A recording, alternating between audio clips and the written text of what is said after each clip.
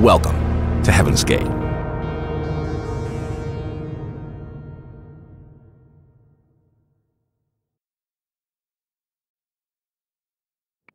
Previously on Heaven's Gate.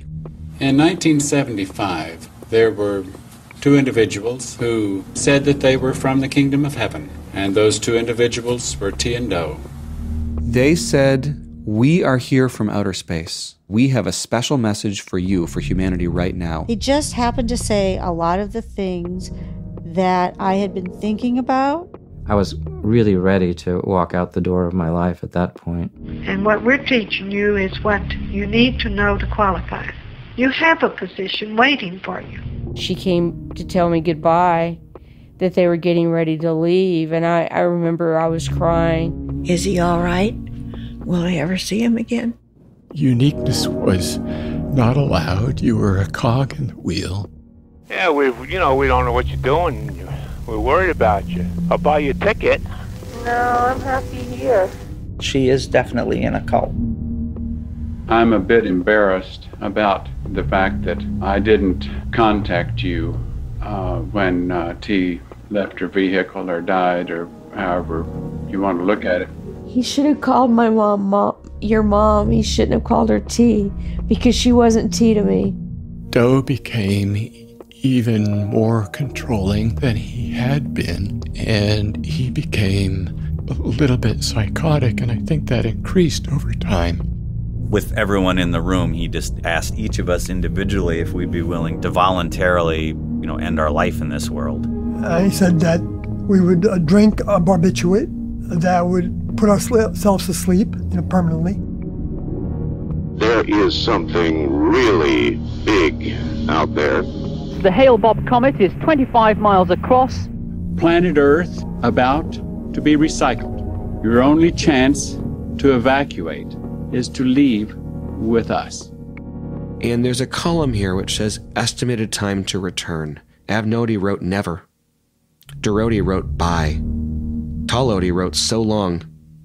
My favorite here is Hasta la Vista Baby from Glynn. This was a ceremonial, ritual end of their lives.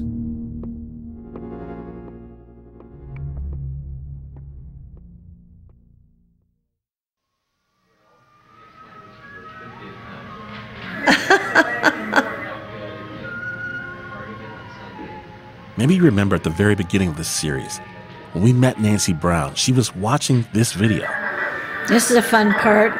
See them, the cooks in the kitchen whipping up a storm, making dinner and dessert. Oh my gosh, doesn't that look good? It's right before Christmas, 1996, at the Heaven's Gate Mansion. We've got this festoons of decorations, gold and red bows. It's fun to see how they celebrated the holiday. They really did. Nancy's son David has been away from the group for more than a week. So they're in the kitchen, but they're near the front door, and they're all gathering around to open the door to welcome back my son. Being warmly embraced. Ol Odie, Pris Odie, Sir Odie, Vern Odie. David squeezes them all and bends over to hug Bryn Odie in her motorized scooter. Then he sees Star Odie. Star Odie. Star Odie. Good to see you. They embrace, and she wipes away a few tears.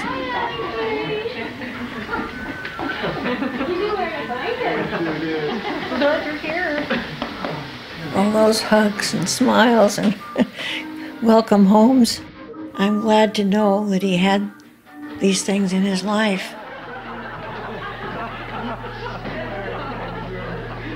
This whole series, we've talked about the families outside the group, the ones left behind by the suicides. But in this video and the other archives the group kept, it's clear that Heaven's Gate was a family of its own. Even though they were trying so desperately to be as unattached and as next level as possible. And that helps explain not just how strong their bonds were to each other, but some of why they did what they did. I'm Glynn Washington, and this is the conclusion to Heaven's Gate. Episode 10, The Class.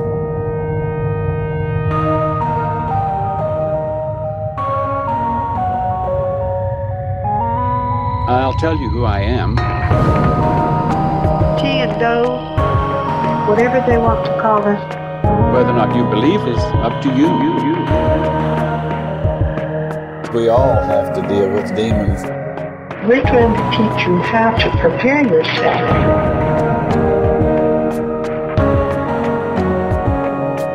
You are members of the next level. The next level.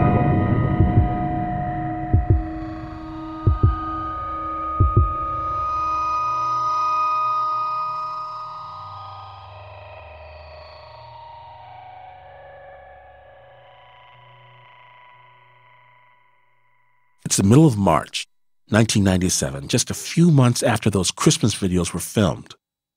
Nancy Brown is coming home after work. She doesn't know what's about to hit her, but she's nervous because someone has clearly been trying to reach her. The 3 previous nights at 8 p.m. exactly, on the dot, the phone rang, but I was sitting in this recliner with my cat on my big, heavy Mancoon, heavy cat. It wasn't easy to get out of there and get out of it because I had it in the reclining position and what with the cat. And so each time, by the time I got to the phone, whoever was there had hung up. And I'd always wished there was some way I could access phone records to find out what number had called me. I wonder, did David try to honor his promise and call me? What would he have said? We're going to take our lives. But he might have said, I'm not going to be available for a very long time. We don't know if David was trying to call her, but we do know that the Heaven's Gate members were not supposed to leak word of what they were doing. They planned every step of their exit, including how and when the details would be released. They created a document titled The Routine to be discovered after their deaths. It explained each step of the suicides. They did it in shifts. 15 cult members went in the first group, assisted by 8 of their classmates. The first 15 put on their black handmade uniforms and their black Nikes with the bright white swooshes. Each member gathered his or her belongings into a flight bag and tucked it next to the bed. Each member put a roll of quarters and a $5 bill into a shirt pocket. And when each member was ready, he or she took a large dose of phenobarbital with pudding or applesauce, and then a vodka chaser. They pulled a plastic bag over their head and then lay down in their bed. The phenobarbital takes just 10 minutes to start working. The group picked this cocktail because it's supposed to work painlessly. Drowsiness comes first, then coma, then a collapse of the circulatory system. When each member's breathing stopped, the helper would remove the plastic bag and lay a purple shroud over their classmate's body. We don't know why purple. It's the color of the Easter season, the holiday that celebrates Jesus' ascent into heaven, but purple was also Bonnie Lou Nettles' favorite color. When the first group were gone, the second group of 15 repeated the process. Then 7 more took their turn. And after them, the last 2 members had no help. Their bodies would be found with plastic bags still over their heads and no purple shrouds. Nancy Brown's son, David, was one of those final 2. Somebody gave me the schedule that they had, some of the papers that were found afterwards. But it was a kind of a shock to me in a way that David was one of the people in the last group. So they had seen to it that all the others were deceased before they undertook the process. David loved these people. I mean, they had been together such a long time. I don't know. My spirit, my mind, my body can't hold it. It's incomprehensible to me.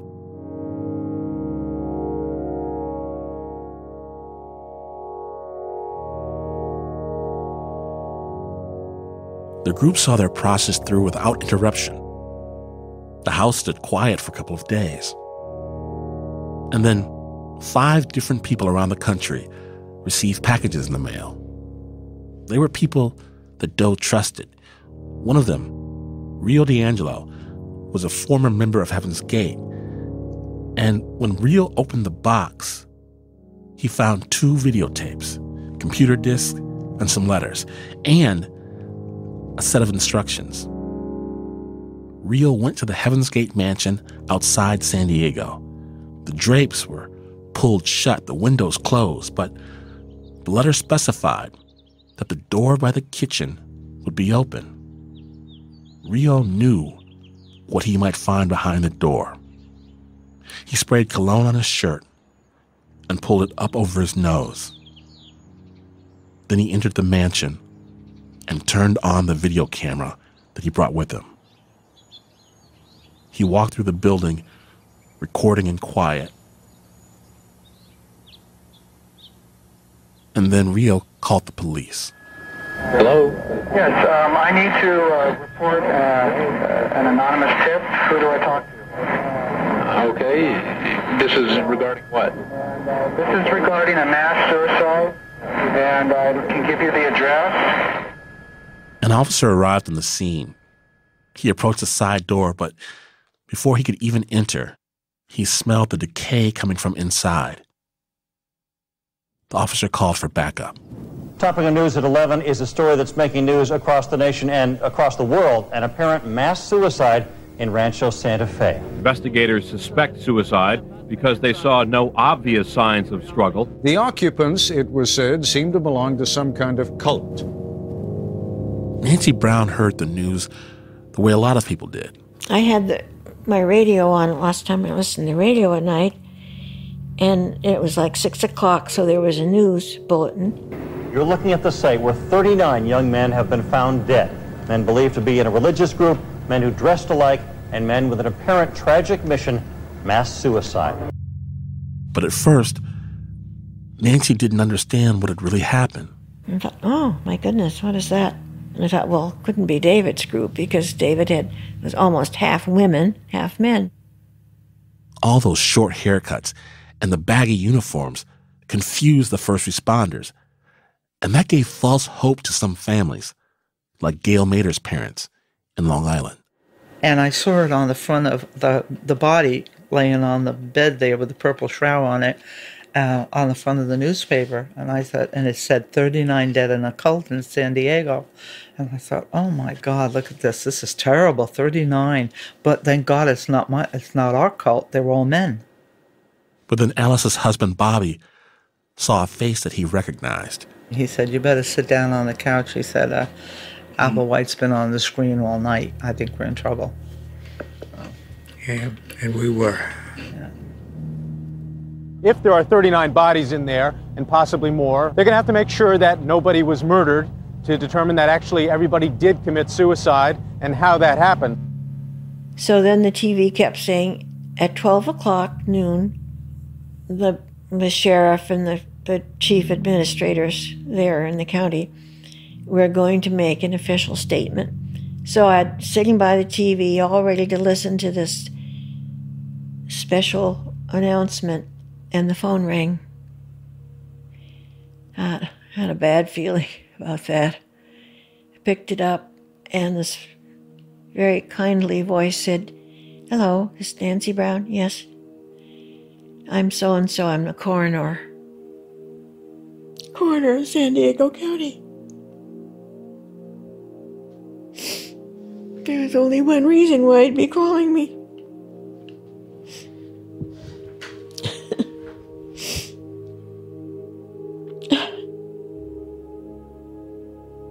I heard a loud sound. It was a scream. It was a moan.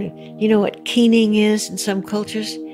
That's what it was. And I thought, oh my God, that's me. It came out of me.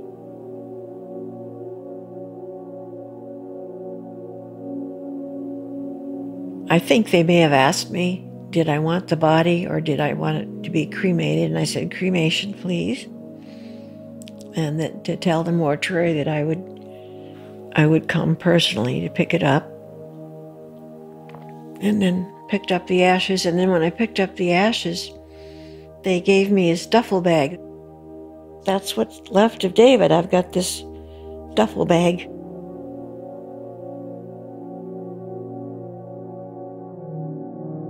Families around the country were getting the same call.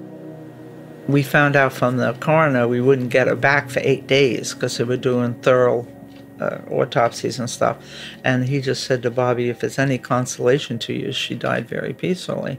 And, well, that's no consolation, she's dead, so what are you going to do? Bobby said to the coroner, do we come out there or what? And he said, we can ship the body back or we can... oh, you're going to have her cremated. And Bobby said, cremate her, because first of all, I didn't want to see her in a box. And then I said that was the best way to do it because we couldn't have seen her. I wouldn't want to see her like that. She came home, parcel post. And all around the families, while they're absorbing this blow, the world is exploding with the news. Coroner's officials have stopped the refrigerated truck carrying as many as 20 victims. We're going to begin tonight with the strange suicide of the 39. It's very strange. It was a voluntary These freaks in the mansion in California, who were they? Where'd they come from? Who raised them? Apparently were members of a religious cult believed to be led by a man, Marshall Applewhite. Marshall Applewhite. There are apparently some tapes available of this gentleman. I cannot confirm or deny that. In the 1970s, describing himself as a space-age shepherd. Say the people referred to themselves as monks and made a living by creating computer websites. Alice and Bobby Mader just tried to hang on. And it was so chaos around here with the media. The people from People magazine said, you know, she said, you can't have these people traipsing through your house. She said, put a sign-up sheet. Why were you so generous with your time in this time of grief? Actually helped us get through it. Yeah. We were so busy with this stuff that we couldn't feel sorry for ourselves. No, and we couldn't. Yeah, we talked. In fact, she died March 26th, and Easter Sunday was coming up right after that. And they took us in the city and put us up in a hotel under a fictitious name so we could do Good Morning America. And that's the first time Bobby and I were alone and could talk about it. And, you know, it was already 3 or 4 days old. After more than a week, Gail's belongings finally arrived home, along with her remains. It didn't hit me until I had the ashes in the car, taking them to the cemetery. Darren said, do you want to take them on your lap? And I said, yeah. And I held the ashes, and I did fine till I got to the gravesite, and his friend put his arm around me. And then I realized this was my baby, and she's gone. Oh. And that's when I broke down. That's the first time I broke down since she died, because I didn't have time to even think that, you know. And when she came back in ashes form, I thought, oh, my God. And I wanted this little girl so desperately. When I was pregnant, Bobby's cousins in Europe had 22 boys, and she was the second girl. And I said, what's the chances I'm going to have a girl? And I said, God, just let me have a little girl. Then you can give me 10 more, all boys. I don't care, but just I want this little girl. And I didn't have her long enough, you know. The Heaven's Gate suicides gripped the world's attention that March and April. And then other news began to take over. But the story wasn't finished yet, because not all the people who believed in Tien Do were at the mansion that day. And for some of those believers, the lingering question was, could they still catch up with their leaders in heaven? That's ahead in just a moment.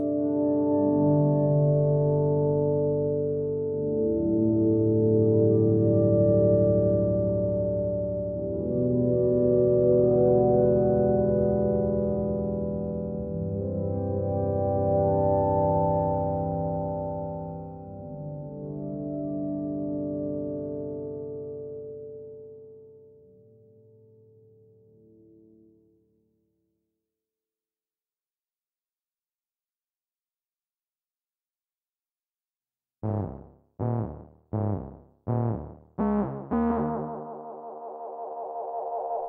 back. Hi, my name is Riccoti, and by the time that you see this tape, I'll be gone. Riccoti was not one of the Heaven's Gate members who died in March of 1997, but this is his exit video. Riccoti's birth name is Chuck Humphrey. I'm not dying. I'm not going to be dead. I am simply leaving this vehicle. I know that's going to be hard for people to take. I know that with the response that people have had from my older members and it's April 1997, and Chuck is recording from a Holiday Inn Express in Encinitas, California. I'll be leaving this vehicle, and they will probably find this vehicle in a motel somewhere, and I'm going to be leaving in much the same way that my classmates and my older member left. Chuck's not alone either. He's there with another former member, Justody, also known as Wayne Cook. I'm sane and I'm happy, and I want very much to follow my classmates and my teachers, T and Doe, when they left. Wayne and Chuck had each joined Heaven's Gate in the 1970s and had come and gone over nearly 20 years. They'd each parted with the group in the months before the final exit. But Wayne's wife, Sylvia Cook, Salvoti, she died with the class. I'm so glad that T guided me back to Doe, and I'm so glad that we'll be joining T again in the next level very soon. Just days before coming to this Holiday Inn, Wayne had gone on 60 Minutes to try to explain Heaven's Gate and stand up for his departed friends. It wasn't a frivolous thing. Of course, many that joined in a frivolous sense and dropped away very quickly. But you were very serious. Yes. And your wife went with you? I'm very serious about it now. Still, even though you had left, you're still serious about it right now. Yes. But by now, Wayne and Chuck had decided it would be better to try to follow Doe and the class. And so they make their beds, they drink their cocktails, and they lie down and await the next level. At about 12:17, we got to the hotel. We asked for the key. We told the manager what we believed was going on, that we had two people that may have attempted to commit suicide or may be in the process of attempting to commit suicide. We did open up the door with the key and found one person deceased in the hotel room and another person unconscious. Wayne Cook died according to plan, but something went wrong in Chuck's procedure, and he survived. Chuck spent time recovering in the hospital and then in a mental ward. And finally, he went home. He was alone, but nothing had changed in his beliefs. Chuck decided it was now his job to share the group's message with everyone that he could. And that's how Chuck got connected with one young college student all the way across the country in Rochester, New York. To give you some background, I went to college actually to study computer science. I was a computer geek. I was a sci-fi fan, so you can set the stage however you'd like there. But I fall in love with the study of religion. Ben Zeller. He's been our voice of authority on Heaven's Gate since we started this, but back then, I am taking a course in spring 1997 on messianism and millennialism. So ideas about messiahs, savior figures, and ideas about the end of the world. And Heaven's Gate occurs, the suicides occur, March 1997. Like everyone else, I was transfixed by the media spectacle of it. And slowly, bit by bit, details dribble out about what they actually believed. And so I pull up the website and I start reading what's there, and I spend literally hours. Remember, I just sat down at my computer. I can still remember I sat down. I had this like little rickety folding table thing that my computer was sitting on, and I sat there, and it was not a comfortable chair, and I just kept reading for hours and hours. What would feel like an ending for so many in March of that year, for Ben, It would be his beginning, the seed of his life's work. And it occurred to me, as, 18-year-old, 19-year-old, whatever I was, that what the media was presenting about this group actually didn't match what the group themselves said. I tried to track down ex-members, and one of the members who I was able to track down was Rick, or Riccoti, Chuck Humphreys. And I got to know Riccoti. I got to know him online through our emails, and eventually we talked by phone. And he was honestly a nice guy. And he told me about his lifelong struggle with trying to figure out the meaning of life, basically. It sounds trite to us, but you have to remember this is a guy who joined and left and joined and left, and eventually, in his mind, he finally found what he was looking for. Ben tried to understand what Chuck's plans were. Naively, I asked, are you going to stay on Earth? Do you see yourself as having a mission here, or do you see yourself as exiting? And he said to me, this was an email correspondence, he said to me that he believed that the next level had given him a mission here on Earth, and that he had a task to complete. Those were his words, a task to complete here on Earth. And then only a month and a half after that, he succeeded in taking his own life. Hi, my name is Riccoti, and by the time that you see this tape, I'll be gone. Riccoti didn't record another exit video for his second attempt. He'd said everything he wanted the first time. Please, don't look at my older member, don't look at my classmates, and don't look at me as having died. We have not died. We have simply moved out of these vehicles. I remember thinking, shit, should I have known this?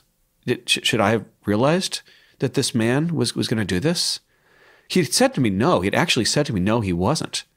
Did he lie to me? Did I miss something? And if I had, should I have done something? Should I have tried to talk him out of it? Should I have called the police or something?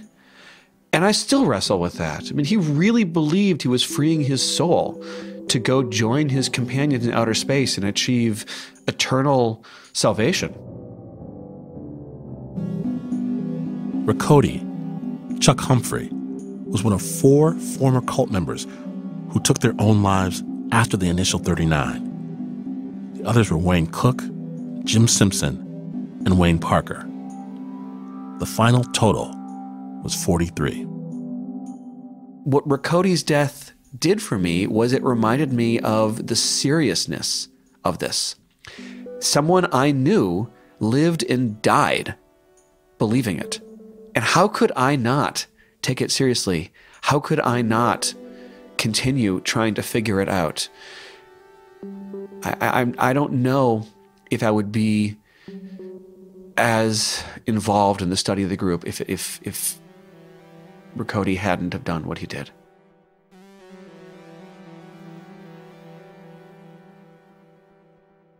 I've studied Heaven's Gate for 2 decades, and it is no less sad now than it was then. But I have to recognize that it's sad for me and it wasn't for them. They really believed they were choosing an end on their own terms, and for them it wasn't tragic.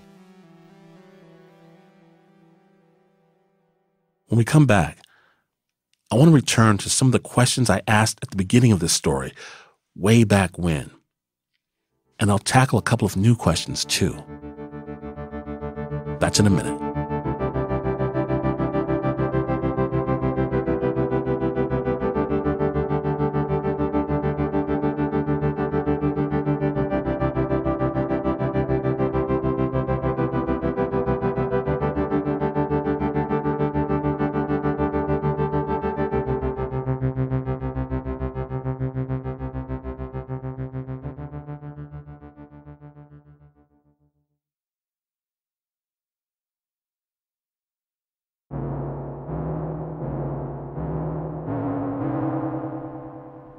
We're back. So, 20 years after Heaven's Gate, where does their departure leave us? What exactly happened here? And what do we take away from it? Well, I think there are a few possible answers. Number one, 39 people committed suicide, or 43 all told, and now their ashes and remains are sitting in a box or on a mantle, buried underground, or sitting unclaimed with the local authorities. And that's it. That's how this aspirational, deluded group ended. And for whatever reason, they believed something impossible, something ridiculous and foolish, and they followed those beliefs through to the end. And now they no longer are. Answer number two. I'm going to ask for you to bear with me for a moment. But maybe they're on that UFO. Maybe they knew something that we don't, and they exited at just the right time to greet Bonnie Lou Nettles on the spaceship, and now they're all together. Nettles and Applewhite and David and Gail and Erica and Jimmy and Wayne and Chuck and all of them, enjoying the beginnings of an eternity on the next level together. That's what they believed. And we have to admit it's no more absurd than any other article of faith, than any other religious idea that we can't prove right or wrong, like reincarnation or the parting of the Red Sea, or even the resurrection of Jesus. To believe in these things, you take them on faith. So I suppose there's a chance they made it. And some part of me, and probably some part of you, hopes they did make it. But even if they did, that doesn't really do anything for the suffering the group left in their wake. Sometimes I wonder if it helps that Doe seemed sincere, that he seemed earnest in his beliefs and didn't want to hurt his people, not the way Jim Jones or David Koresh hurt their followers.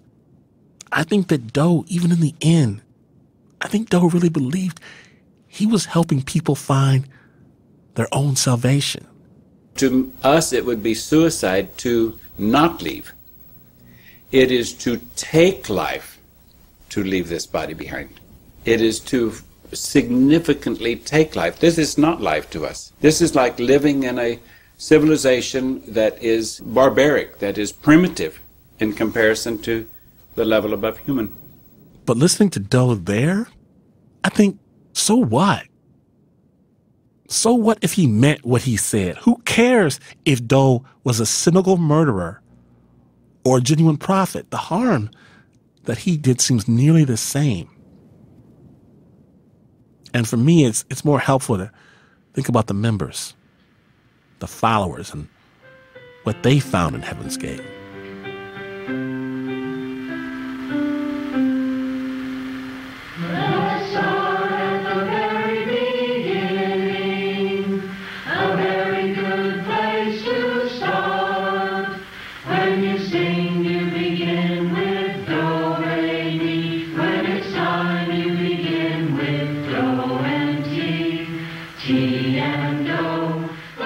This is from that same home video the group made around Christmas of 1996, the video that Nancy Brown watches every year. The group was standing on a little stage in the living room, singing a melody from The Sound of Music, but with all the words rewritten.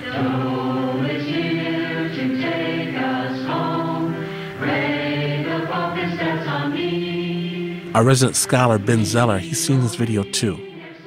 It is a song celebrating their dedication to Doe as a leader and to T, who of course has left the earth. And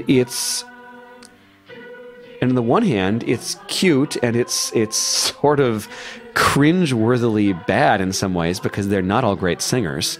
And it's obviously sort of like in a Weird Al version, it's a riff on another song. It's a parody of another song. But ultimately, the lyrics are talking about what is dead serious, which is the group is planning on leaving the planet. The exits, the suicides. And it's all wrapped up in one. So we go accordingly to the level above human, to T, the one followed by Doe, and this brings us back. Yes, it's weird. and kind of random.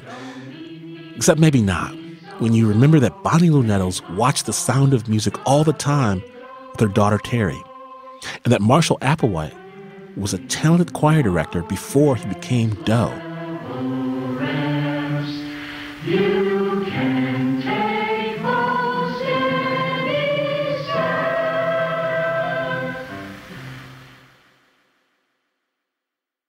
The same night the group sang the hymn to T and Doe, they had a talent show.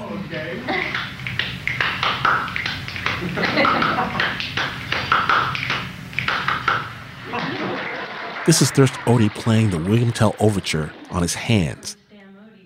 And like all good talent shows, the talent part is debatable, but that's what made it fun.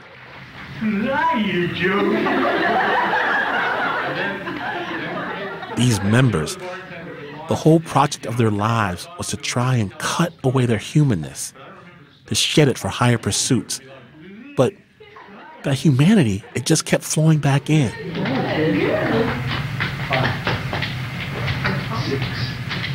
For example, the talent show had two guys juggle together. Really good juggling. Switching like 6 balls between them. And you watch that and you think, to juggle like this, they must have been sneaking in practice between meditation and lectures.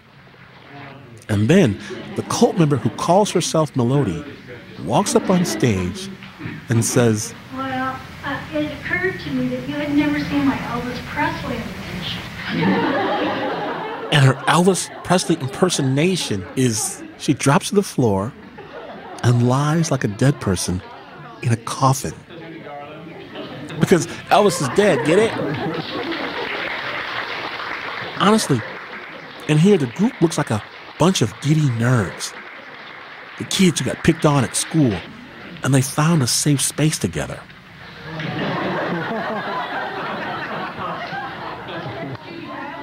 It is both heartening to see this and to listen to this. And it's also, for me, profoundly affecting because not even 4 months later, in the very same rooms in which they're laughing and enjoying each other's company, their bodies, their vehicles are lying dead. They died as they lived, together, leaving it to the families to sort out what to do with those bodies and those images. And those families, they're still doing that. When Ben Zeller looks at Heaven's Gate, he sees that heartbreak, and he sees the people who caused it. All of us have to speak for the dead whom we know, and for this is a group which I've studied and which I've spent years of my life trying to understand. And while I don't want to defend them, that's not my job. I have no interest in defending suicide. I have no interest in defending belief in extraterrestrials as gods. I have no interest in defending claims about flying saucers. What I do want to do is explain why it made sense to them. And why, if at the end of the day, if you want to dismiss them as nutcases, that's your choice. But at least understand what it was that they believed, and that there was more to the group than just 40-odd people who committed suicide by popping some barbiturates in a mansion in San Diego one day. Zeller's respect for these people has been so important for my understanding of the group. But so has been Frank Lyford and his lasting pain. Now, you remember Frank. Frank lost his ex-girlfriend, Erica, in the suicides. For months, actually for years, I would wake up from dreaming about her, and the dreams were more vivid than everyday living. The setting of the dream would be with other class members, but then Eric and I would have a chance to go off and walk together and talk with each other, and I would wake up from the dream just heartbroken. I've been married and divorced twice. My relationships, AC after cult, were not very successful because of my own suppression that still remained from the cult.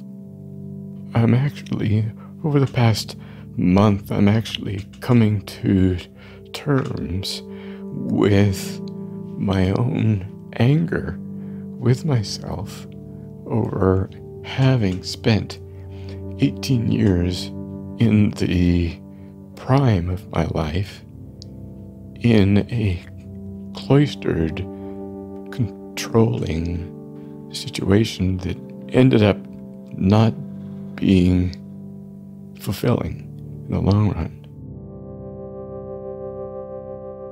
This community that Frank feels poisoned him and cut off his ability to form the relationships that he wanted. That's the community that Sawyer still believes in. Sawyer still listens for signals from T and Doe, and he's nostalgic for the days he could look his prophets in the face. I'm coming to terms more with what I was a part of, it was out of this world. There's nothing like it. But also in Sawyer, you can still hear some of that detachment the group cultivated, the intentional inhumanness. Here's what Sawyer said about the suicides. I was shocked, but not entirely, because it's not like I wasn't aware of that potential.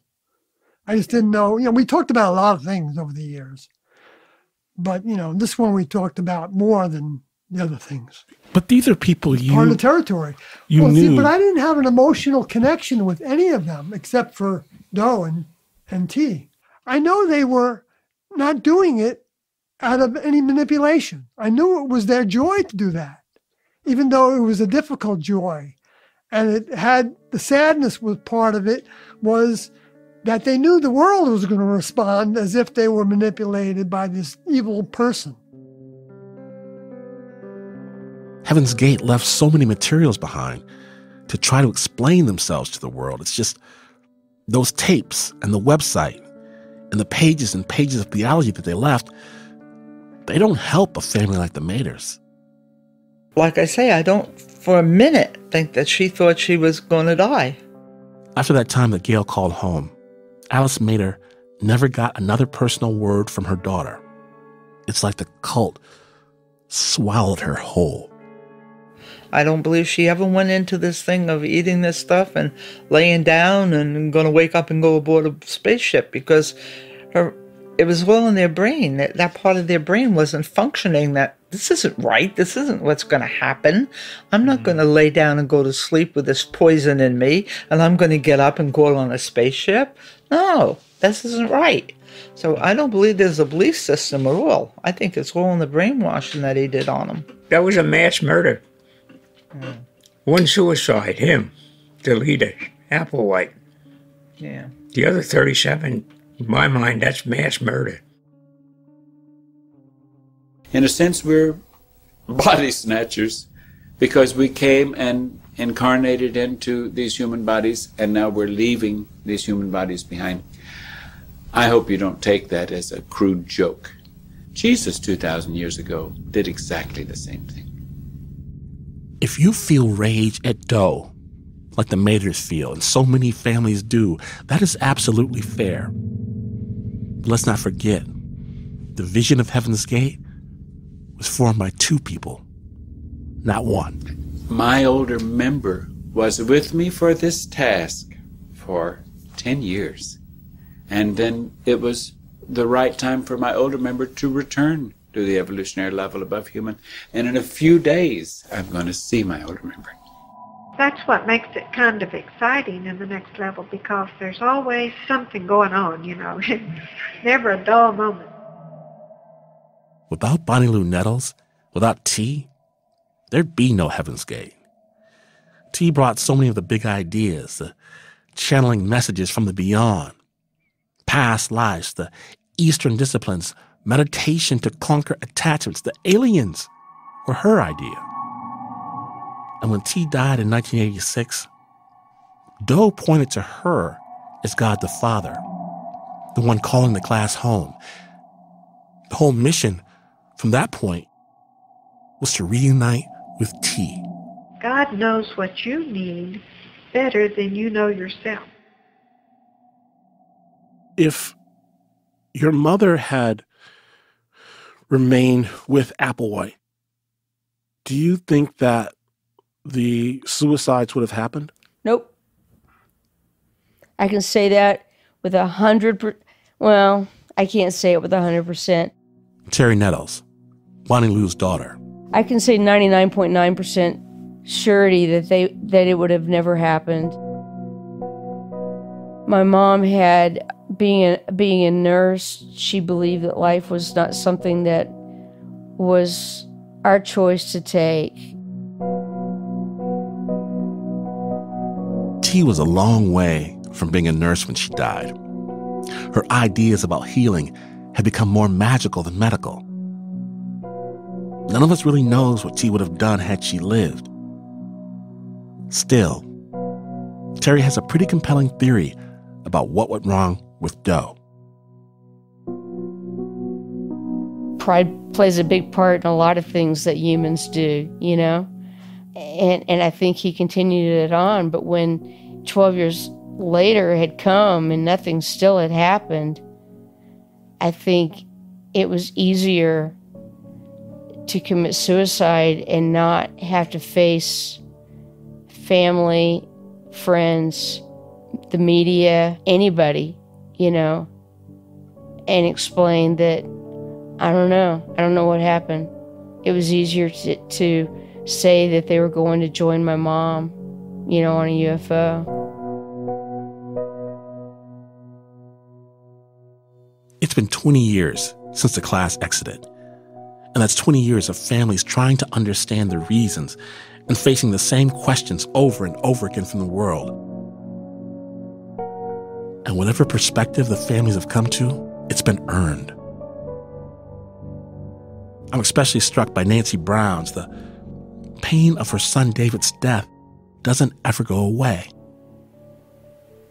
I can't respect suicide. I don't think suicide is right.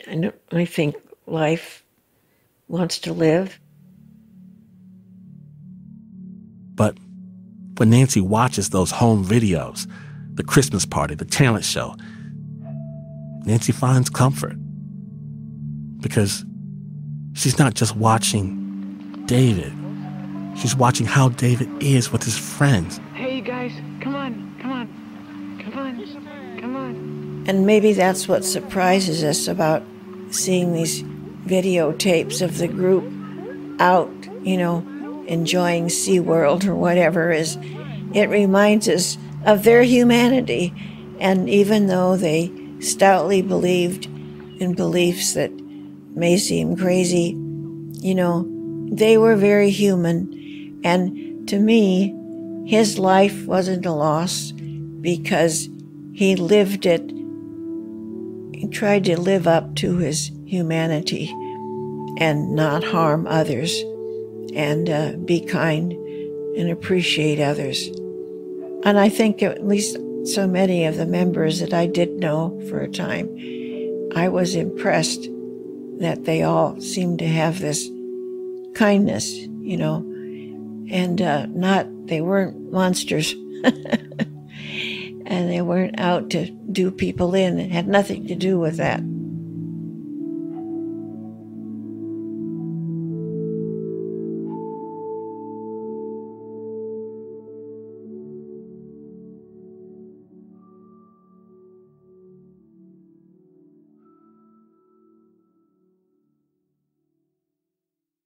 What do we take from Heaven's Gate? I think it comes down to this, that there will always be more questions than answers, that empathy might be the only meaningful way to fill the gap, and that the same beliefs and fiery devotions that draw us together and bond us to one another in the ways that make life worth living can turn on us in an instant and burn us to the ground.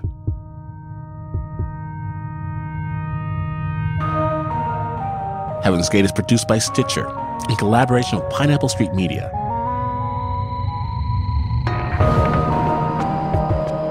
Ann Hefferman, is our senior producer, and Peter Clowney is our executive editor. Our associate producers are Barry Finkel, Diane Hodson, and Josh Gwynn. Casey Holford is our composer and technical director. Our interns are Osa Secker and Jess Hackle. Dan Taberski is our editorial consultant, scholarship and consulting by Ben Zeller. Our executive producers are Chris Bannon, Jenna Weiss-Berman, and Max Linsky. Special thanks to Jenny Radlin, John Asante, Jasmine Aguilera, Henry Malofsky, Chris Barabee, and to the studios, Shine On Studios, Youth Radio, and 25th Street. And a big, heartfelt thank you to the family members, friends, and current members of Heaven's Gate who shared their stories with us. We are so grateful for your openness, your generosity. Teo Alhizes, Carrie Ann, Robert Balk, Jason Bartell, Nancy Brown, Kelly Cook, Steve Hassan, N. Diana Jones, Leslie Light, Frank Lyford, Terry Nettles, Alice and Bobby Mader, thank you, Max Pavasek, Sawyer, and Deb Simpson. I'm Glynn Washington. And one more time, I want to emphasize, suicide is never an answer. If the idea even crosses your mind, please reach out and ask for help. There are people waiting to talk to you. One excellent resource is the National Suicide Prevention Lifeline. It's free. It's confidential and available 24 hours a day, 7 days a week. The number is 1-800-273-8255. That number again, 1-800-273-8255. Or just remember, 1-800-273-TALK.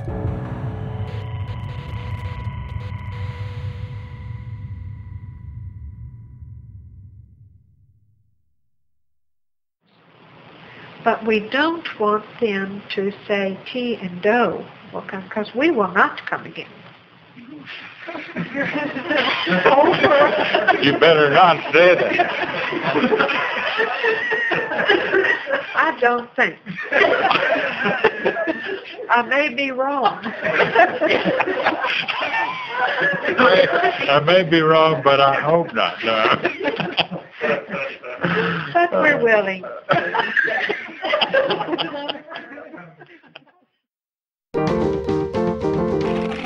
Stitcher.